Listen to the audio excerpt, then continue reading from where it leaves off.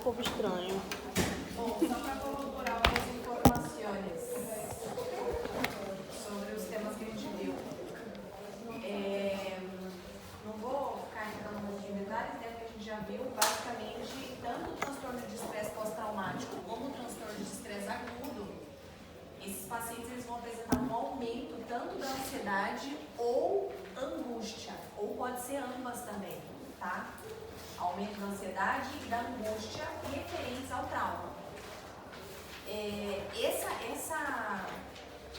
Essa ansiedade, essa angústia, ela tem que ser suficientemente importante e tão invasiva quanto para afetar o dia a dia da pessoa.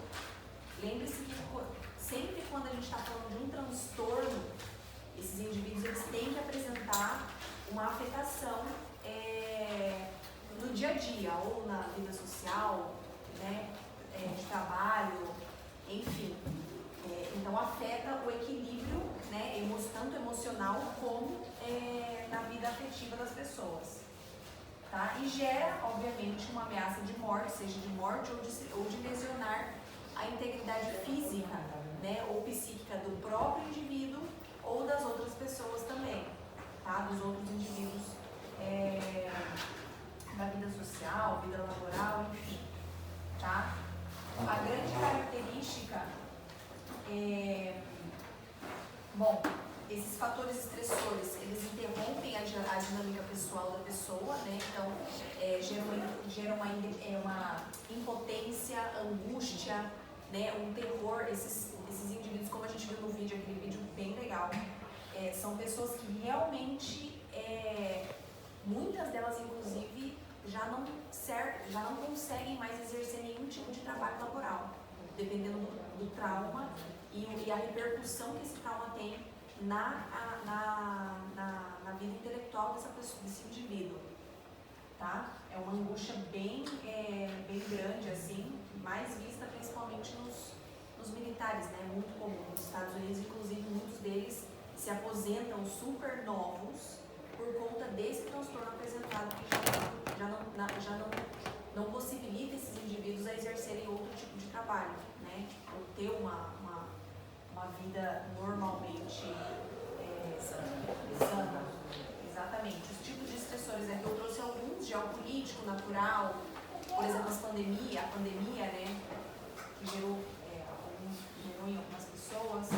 Violência física, que está muito relacionada principalmente à infância, né, crianças que durante a infância sofrem abuso sexual, na vida jovem e adulta tendem a desenvolver transtorno pós-traumático.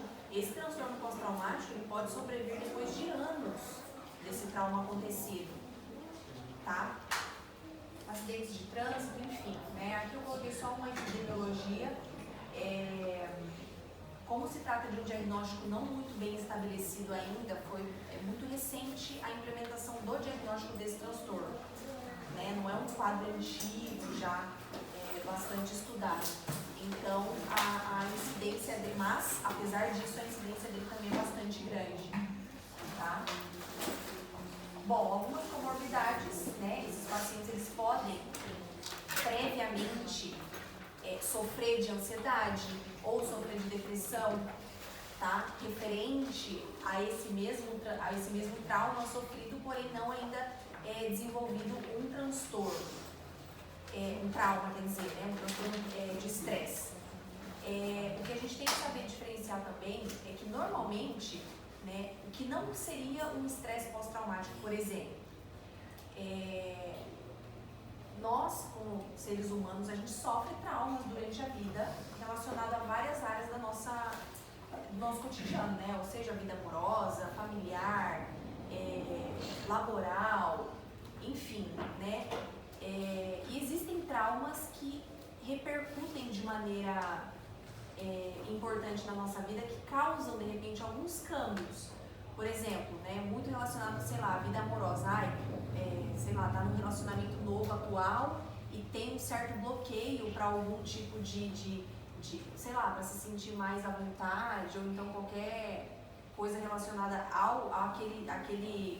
àquele momento que você está vivendo de relacionamento pessoal, por conta de um relacionamento anterior. Ou voltar a namorar, ter um relacionamento. Exatamente, por conta de um trauma vivido no relacionamento anterior. Isso não é estresse pós-traumático, tá? Por exemplo, sei lá, dependendo de uma conduta que a gente toma, de repente, devido a um trauma sofrido, sei lá, um acidente de automobilístico, ou então qualquer outro tipo de trauma dentro da convivência nossa, né, normal, a gente toma alguns devidos cuidados ou inclusive muda algumas condutas no decorrer da nossa vida, né? A gente tem que saber diferenciar que isso não é um estresse pós-traumático. O estresse pós-traumático ele realmente afeta a vida da pessoa de maneira importante, que debilita esse indivíduo, né, a ter uma atividade normal. Claro que não é todo momento da vida, mas tem algumas crises aí durante esse período, tá? Para identificar o estresse pós-traumático, né? Só para a gente conseguir diferenciar. E está muito associado também a suicídio. Claro que isso nos graus mais severos de estresse, né? Fatores de risco, trauma na infância, riscos de rasgos de personalidade borderline, por exemplo, né? Paranoide ou antissocial, pessoas que são mais introspectivas, né? O sistema de apoio familiar também pode ser um fator de risco. Vulnerabilidade genética, isso aí, né, relacionado mais a doenças já psíquicas ou câmbios na vida e estressores recentes, tá? E consumo de drogas também, álcool, drogas também está bastante relacionado. Bom, o diagnóstico, só para enfatizar aqui, basicamente, tem que ter tido um evento, né? Obviamente, o paciente ele tem que relatar algum evento traumático na vida da pessoa, tá? E, ademais, ele tem que relacionar algumas dessas características, tá? Uma ou mais. Por exemplo, a vivência direta desse evento traumático. A pessoa parece que ela vai vivendo aquilo de novo, e de novo, e de novo, depois de meses e anos do acontecido, né? Ela vai de maneira, como é que eu falo, involuntária. Aquele pensamento vem, aquela lembrança vem de forma tão forte que parece que ele está vivenciando aquilo, tá? Ou então, ele prevê que pode acontecer de novo. Isso também é outra característica, né? Ou presenciar aquele mesmo evento traumático com outras pessoas, né? Ele pode relatar isso. Saber que um evento traumático aconteceu com algum outro familiar, enfim, né? E ser exposto de maneira repetitiva ou extrema àquele mesmo evento traumático, tá? Famoso, principalmente crianças e adolescentes que sofrem de abuso sexual e aquilo vai acontecendo meses, anos da vida da pessoa. Essa é a recorrência que termina levando o estresse pós-traumático, né? O transtorno em si, tá? E associado a uma ou mais dessas características que a gente citou, o paciente ele tem que também ter alguns sintomas, tá? Tem que apresentar alguma dessas sintomatologias, uma ou mais também.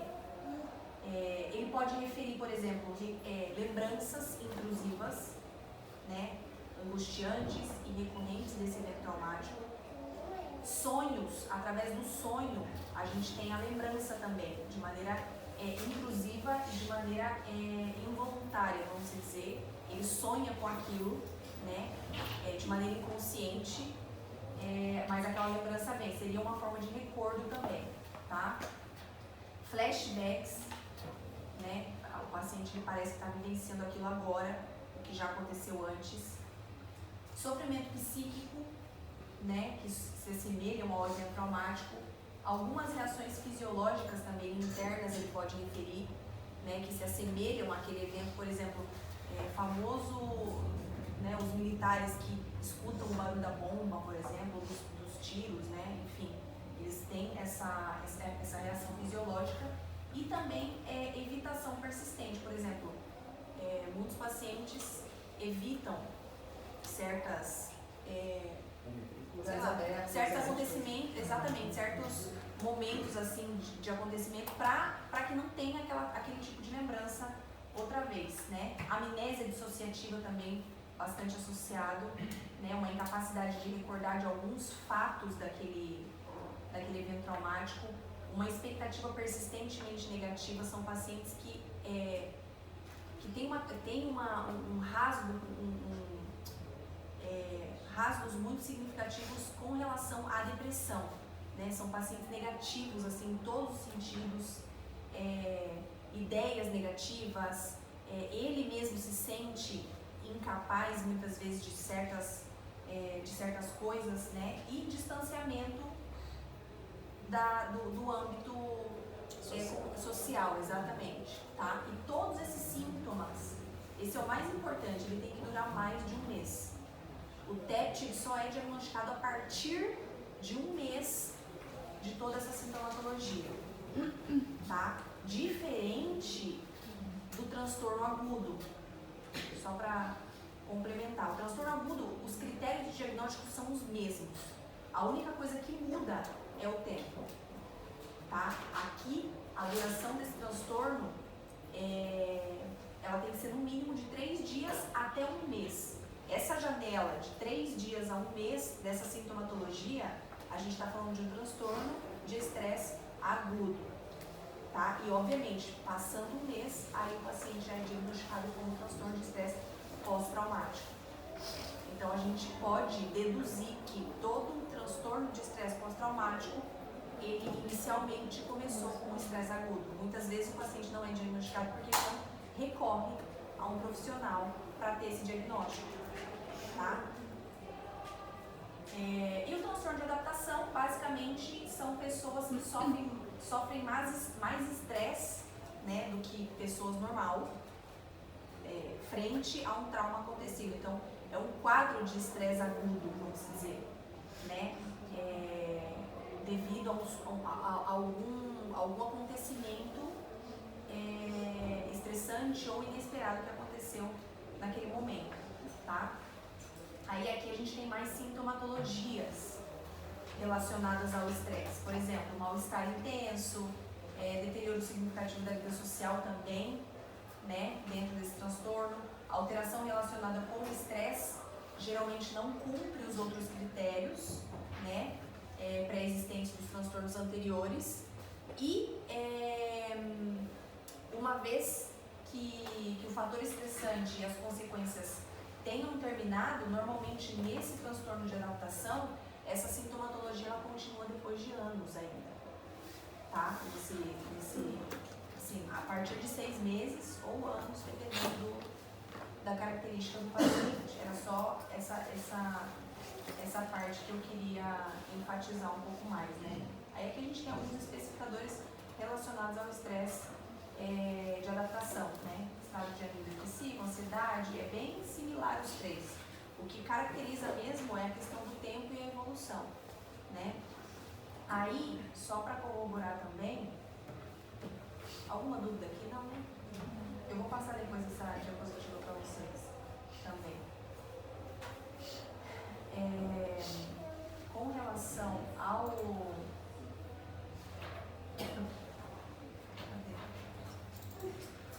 transtornos da conduta alimentar,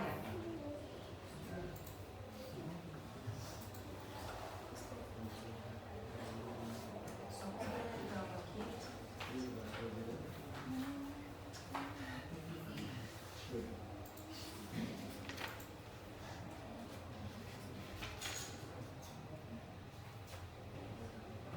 Bom, basicamente a parte de definição, né, a gente já viu, está muito relacionado, tanto a bulimia quanto a anorexia, né, está muito relacionada com o perfil físico, assim, como é que fala, uma apresentação, um padrão de beleza que a pessoa busca, né. É muito comum nas jovens, mulheres jovens, né, para vocês terem uma ideia, de 10 a 20 vezes mais comum em mulheres do que homens. Tipo, muito exagerada assim a diferença, né? Mais frequente também em pessoas de classe social mais alta, tá? Aí a gente tem dentro da classificação a anemia nervosa, bulimia nervosa e os transtornos da conduta alimentar que já não especificados, só para contextualizar aqui o que as meninas já falaram. Na anorexia nervosa, basicamente a gente considera como uma síndrome, tá? Então, tanto signos, quer dizer, sintomas referidos pelo paciente, normalmente não referidos, né, mas podem ser referidos em algum momento da vida, como também signos identificáveis pelo próprio médico, tá? É um conjunto de signos e sintomas, né, que conlevam a um estado físico mais deteriorado, vamos dizer. É diferente de um paciente que tem um quadro somente psíquico. Aqui a gente já tem um reflexo mais orgânico, né, físico, por assim dizer. E aí, basicamente, essa síndrome, ela tem que apresentar 3 elementos principais, tá? Essa síndrome, esse conjunto de signos e sintomas, a paciente ela tem que apresentar transtorno comportamental, psicopatológico e fisiológico. Tá? A gente tem que ter esses 3 presentes nesse conjunto aí de signos e sintomas que a gente encontra. Então, basicamente, comportamental, por exemplo, a inanição autossuicida, né? Uma debilidade extremadamente grande. A psicopatológica é aquela busca incessante por emagrecer, ela se vê que tem um transtorno de imagem ali, né, bastante característico das pacientes com anorexia nervosa, um medo de ganhar peso e uma necessidade de emagrecer extremadamente grande, assim, né? E fisiológico são os efeitos fisiológicos graves. Normalmente nas mulheres elas apresentam ausência de menstruação, né, transtornos metabólicos, hormonais bastante graves, perda de alopecia, perda de cabelo, né, enfim, tem bastante efeito fisiológico, assim, por assim dizer, orgânico, que repercute no estado mais grave, obviamente, né, e até um risco de morte, por exemplo, tá, pela inanição.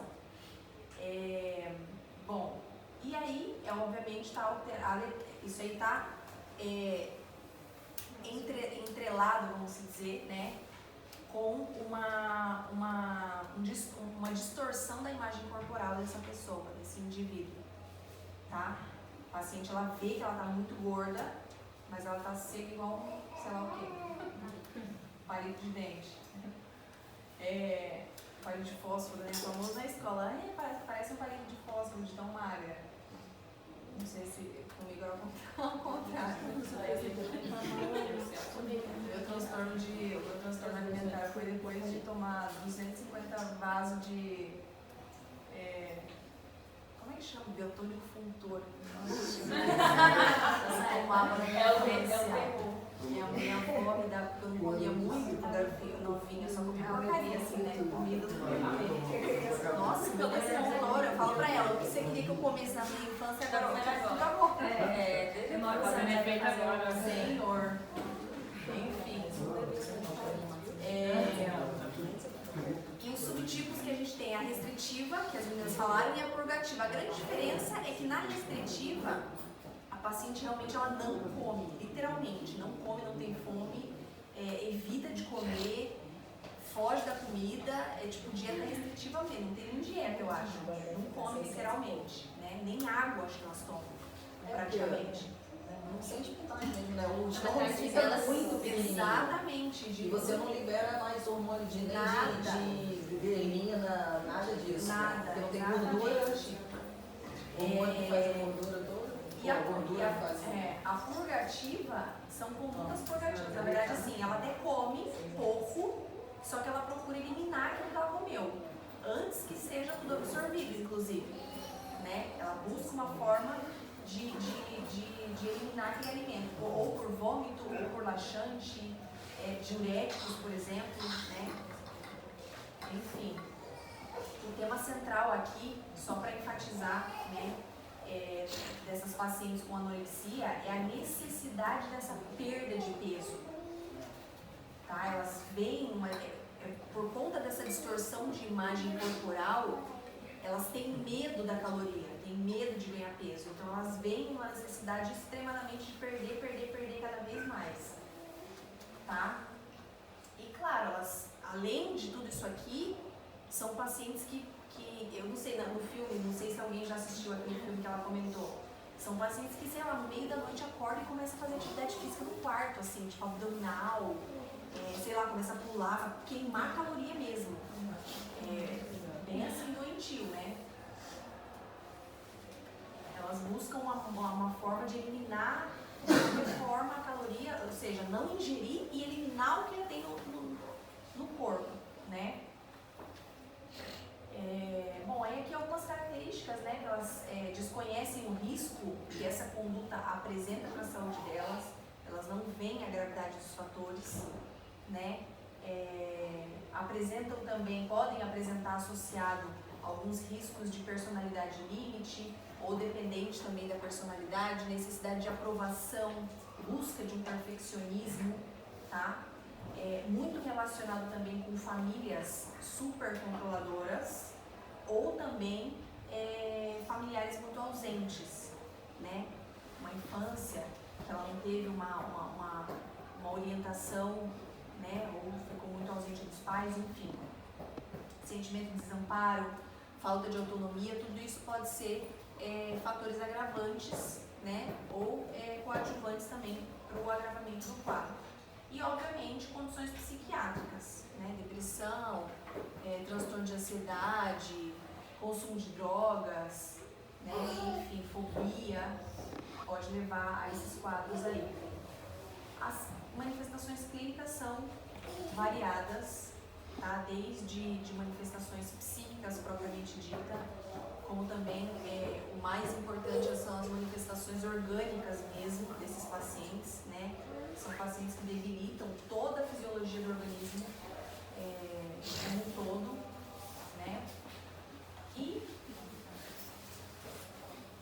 o diagnóstico, só para corroborar, tanto na bulimia como na anorexia, a gente tem também os graus, tá? De acordo com o IMC da paciente, tá?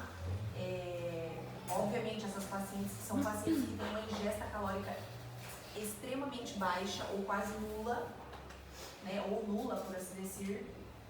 E aí, o medo intenso de ganhar peso ou engordar e uma perturbação com a imagem corporal. Então, de acordo com o IMC, a gente consegue graduar exatamente esse grau de anorexia, tá? Leve, moderada, grave e extrema, assim como na bulimia também. E a grande diferença da bulimia, né, é que aqui a bulimia nervosa é um transtorno também, né, que consiste em atrações pela comida, ou seja, ela tem momentos, picos sei lá, de uma comilança excessiva, a famosa ansiedade, sei lá, paciente à noite, o famoso rodízio, uma vez na semana, ou duas ou três, né, quem sabe. Na anorexia ela não come, ela literalmente não come. Quando ela come, tipo assim, ou porque ela está sendo forçada a comer, ou então porque levou para o hospital com um soro na veia ou qualquer coisa do tipo, né? Essa é a grande diferença.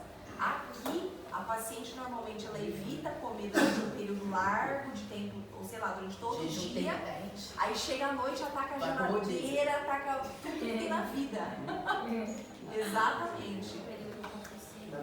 Exatamente, períodos de restrição alimentar e de jejum, assim, né? Exatamente, e aí o compensatório depois desse período compulsivo aí. A compensação dela na mesma coisa é igual na anorexia. Ou ela vai tomar um laxante, ou ela vai tomar um diurético, ou ela vai forçar o vômito. Ou ela vai comer e cuspir. Comer e cuspir igual a amiga da amiga. Não é minha amiga não, só conhecida. Eu vou sair com uma pessoa dessa na rua, um saquinho. Porque assim, o paciente, né, ele come, aí vem a depressão depois, não é pós-parto, seria pós-comida. Pós-prato, exatamente. E aí ela tenta compensar de alguma forma, tá? Normalmente esses pacientes tendem a manter o mesmo peso, ou inclusive muitas vezes aumenta de peso, né? Que é uma característica bem ao contrário da anorexia. E aqui basicamente o diagnóstico a gente faz de acordo com esses picos de crise aí que o paciente teve, tá? São episódios recorrentes tanto de compulsão alimentar, tá? Por exemplo, a ingestão de alimento no período de quando esse paciente vai comer, ele come muito mais do que uma pessoa normal comeria naquele mesmo horário, por exemplo, sei lá, né? É um consumo muito mais exagerado de comida em um período curto de tempo que uma pessoa que não tem esse transtorno não aguentaria comer. Só uma comida. Exatamente. E depois ele tem uma sensação de falta de controle, ele não consegue controlar naquele momento que ele está comendo, mas daí depois ele compensa de alguma outra forma, tá? E aí o comportamento compensatório pode ser vômito, laxante, diurético, enfim, um exercício físico intenso. E essas alterações, tanto pela comida como a compensação, a crise de consumo excessivo do alimento e compensatório, eles têm que ocorrer pelo menos uma vez por semana durante 3 meses, tá? Mínimo uma vez por semana. E aí, a gravidade aqui não é de acordo com o IMC, é de acordo com a quantidade de atrações pela comida. Mas isso a pessoa também não fala, né? Tem que ser o familiar. Claro, eu chego no psicólogo e falo, não, eu como. A não ser que a pessoa tenha, a não ser que a pessoa tenha, porque muitas vezes esses pacientes eles podem chegar ao período de consciência, exatamente. Eles podem chegar num período de consciência daquele transtorno e chega e fala, não, realmente eu como, sei lá, 3 vezes na semana, ou 4 episódios na semana. De acordo com esses episódios de compulsão alimentar, é que a gente caracteriza se é leve, moderada, grave ou extrema, tá? Na anorexia, pelo IMC da paciente, é o peso pela altura, né? E aqui é pelos episódios de comportamento, tanto compensatório, né? Relacionado mais a comportamento compensatório. Por exemplo, sei lá, toda vez que a pessoa come, ela provoca faz o vômito induzido. Ou então, sei lá, uma vez na semana ou 3 vezes na semana que ela sai para comer fora ou come um pouco mais, 3, 4 vezes na semana. De acordo com essa frequência é que a gente caracteriza aqui, categoriza, né? Leve, moderada. Acorda, menina, vem cá. Bom, e aí os vômitos compensatórios normalmente são induzidos, né? Aí a gente tem alguns subtipos também dentro da bulimia, tanto a purgativa como a não purgativa. Mesma ideia da anorexia. A purgativa são os pacientes que induzem vômito ou uso de laxante, e a não purgativa é os que usam uma dieta mais restringida, ou então fazem um jejum muito prolongado de tempo e quando dá o ataque da comida, come até o rejunte da parede, né? Enfim, aqui eu coloquei só para contextualizar a diferença do ciclo da anorexia nervosa, né? Uma baixa autoestima que leva a uma preocupação excessiva pelo peso, dieta restritiva, perda de peso, aí tem fome, desejo, pensa em comida, né? Mas ela produz uma restrição mais intensa, ela não come literalmente, né?